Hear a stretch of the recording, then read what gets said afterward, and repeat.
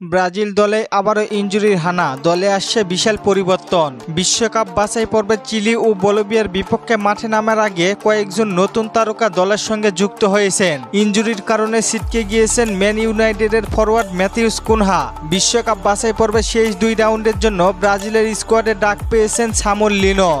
Matthews কুনহার বদলি হিসেবে Ancelotti তাকে স্কোয়াডে রেখেছেন। কেরিয়ারের প্রথমবারের মতো জাতীয় দলে ডাক পেয়েছেন। কুনহার মেডিকেল টিম ও জাতীয় দলের সঙ্গে আলোচনার পর তিনি জাতীয় দল থেকে বাদ পড়েছেন।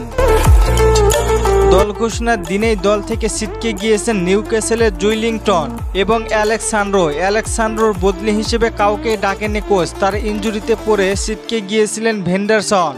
তার পরিবর্তে দলে ডাকা হয়েছে ভিতিনহোকে। জুইলিংটনের বদলি হিসেবে ডাকা হয়েছে লুকাস অলিভেরা। এবারই প্রথমবারের মতো দলে ডাক পেয়েছেন। আগামী 5 সেপ্টেম্বর চিলি এবং 10 সেপ্টেম্বর বলিভিয়ার বিপক্ষে মাঠে নামবে ব্রাজিল। আপনারা অনেকে কমেন্টে বলতেছেন, ভাই এদের বদলি হিসেবে কেন নেইমারকে ডাক দিচ্ছে না? তাদেরকে বলি, ভাই নেইমার অ্যাটাকিং মিডফিল্ডার, আর এই প্লেয়ারগুলো রাইট ব্যাক এবং মাঝ মাঠে, তাই তাদের রিপ্লেস নেইমারকে দিয়ে হবে না। সেই কারণে নেইমারকে ডাকছে না কোচ কার্লো আনচেলত্তি। তাছাড়া কোচের পরিকল্পনাও ছিল এমনই।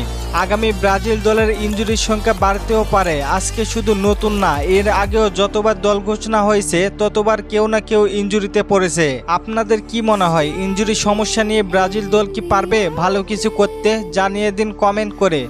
আর চলেন আপনাদের কমেন্টগুলো দেখে আসি। ডিনার ভাই প্রশ্ন করেছেন, এডারসন কি আর দলে ডাক পাবে না? ভাই মনে হয় না, কারণ কার্লো আনচেলত্তি তাকে একবারও ডাকেনি।